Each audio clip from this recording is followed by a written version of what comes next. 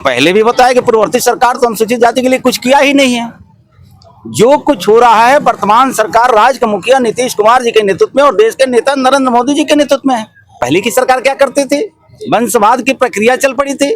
अगर इंदिरा जी हैं तो इंदिरा जी के नाम पर इंदिरा आवास चलेगा, इंदिरा जी प्रधानमंत्री रही तो इंदिरा जी के नाम पर सड़क की योजना चलेगा।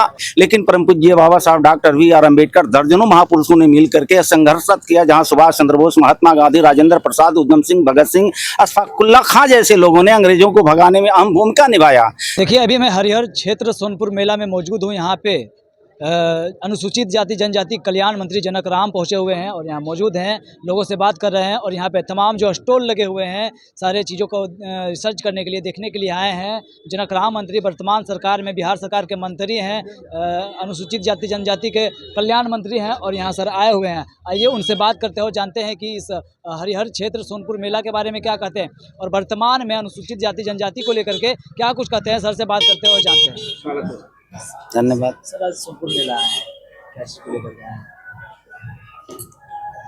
सोनपुर मेला भारत में विश्वविख्यात ही मेला है और इस अनुसूचित जाति जनजाति कल्याण विभाग के मैं मंत्री के नाते अपने विभाग का यह स्टॉल लगा हुआ उसको निरीक्षण करने हेतु संबंधित अधिकारियों से बात करके जो विभाग के द्वारा कमजोर वर्ग के लिए योजनाएं चल रही है उसको देखने के लिए मैं यहाँ उपस्थित हूँ।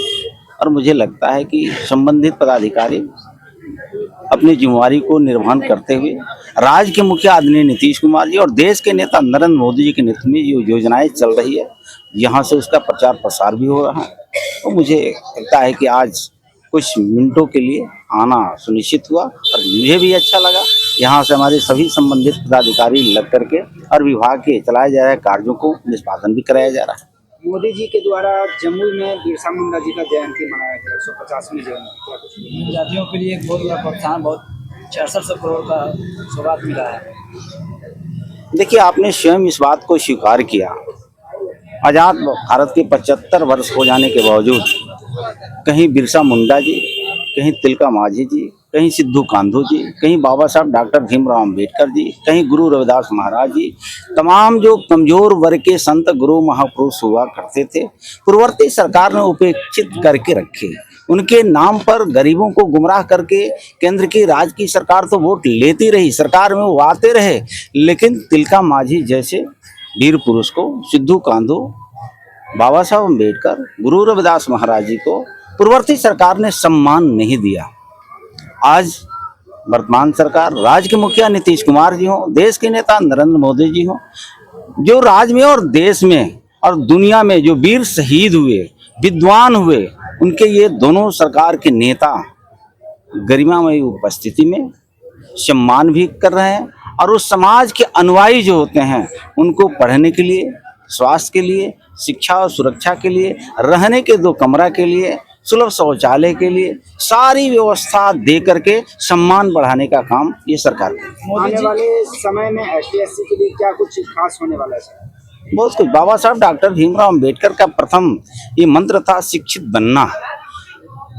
गरीबी का मूल कारण है शिक्षा। जिस समाज में, जिस वर्ग में, जिस धर्म मजहब के लोगों के घरों में शिक्षा नहीं है वो गरीब होता है, कमजोर होता है, निसहाय होता है। बाबा साहब अम्बेडकर जी ने पहला ही मंत्र दिया था, शिक्षा। अगर जिस वर्ग के समाज में शिक्षा आ जाता है तो गरीबी से वो बाहर हो जाता है। तो गरीबी को दूर करने का पहला मंत्र है शिक्षा। ये सरकार ने शिक्षित करने के लिए अनुसूचित जाति के बस्तियों में विद्यालय खोला जा रहा है। मैं जिस विभाग का मंत्री हूँ, मंत्रिपरिषद का सदस्य होने के नाते बताने में मुझे खुशी हो रही है कि पूरे बिहार में 13.5 करोड़ आबादी पर लगभग 91 अनुसूचित जाति जनजाति आवासीय विद्यालय छात्रों और छात्राओं के लिए चलाया जा रहा है। 110 अनुसूचित जाति जनजाति कल्याण छात्रावास चलाया जा रहा है। अभी फिर जो है कि आने वाले दिनों में मुझे लगता है कि दर्जनों 720 आसन का कई ऐसे जिलों में प्रपोजल आ चुका है। आने वाले दिनों में वो विद्यालय बनकर तैयार हो जाएगा। अभी भी नया प्रपोजल एक आने जा रहा है जो पूरे बिहार में 38 जिले हैं। 38 जिले में अनुसूचित जाति कल्याण छात्रावास बालक के लिए है, बालिका के लिए नहीं है। अभी यह सरकार वर्तमान मंत्रिपरिषद का सदस्य होने के नाते 38 जिले में अनुसूचित जाति जनजाति बालिका आवासीय विद्यालय और छात्रावास देने का हम लोग काम करने जा रहे हैं। तो ये सरकार कई प्रकार की कदम उठा करके कमजोर वर्ग के, अनुसूचित जाति जनजाति के बालक और बालिका को और कमजोर वर्ग के अन्य समाज के लोगों को उत्थान करने की कानूनी प्रक्रिया चल रही है और पूरा भी किया जा रहा है। जिस प्रकार की अभी आप बात बोल रहे हैं कि उनको आगे बढ़ाने के लिए बेहद प्रयास किया जा रहा है, क्या लगता है कि वर्तमान सरकार अनुसूचित जाति जनजाति के लिए ढाल बनकर खड़ा रहेगी? मैं पहले भी बताया कि पूर्ववर्ती सरकार तो अनुसूचित जाति के लिए कुछ किया ही नहीं है। जो कुछ हो रहा है वर्तमान सरकार राज्य के मुखिया नीतीश कुमार जी के नेतृत्व में और देश के नेता नरेंद्र मोदी जी के नेतृत्व में है। मैंने पहले भी आपको याद दिलाया, जैसे बिरसा मुंडा जी का, तिलका मांझी जी का, सिद्धू कान्हू जी का, दशरथ मांझी जी का, बाबा साहब अम्बेडकर जी का, गुरु रविदास जी का, नानक रैदास जी के तमाम महापुरुषों को पूर्ववर्ती सरकार ने कुछ विकास के तो चर्चा ही छोड़ दीजिए, उनका नाम लेना भी दुश्वार।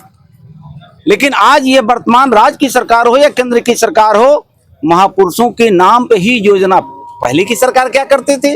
वंशवाद की प्रक्रिया चल पड़ी थी।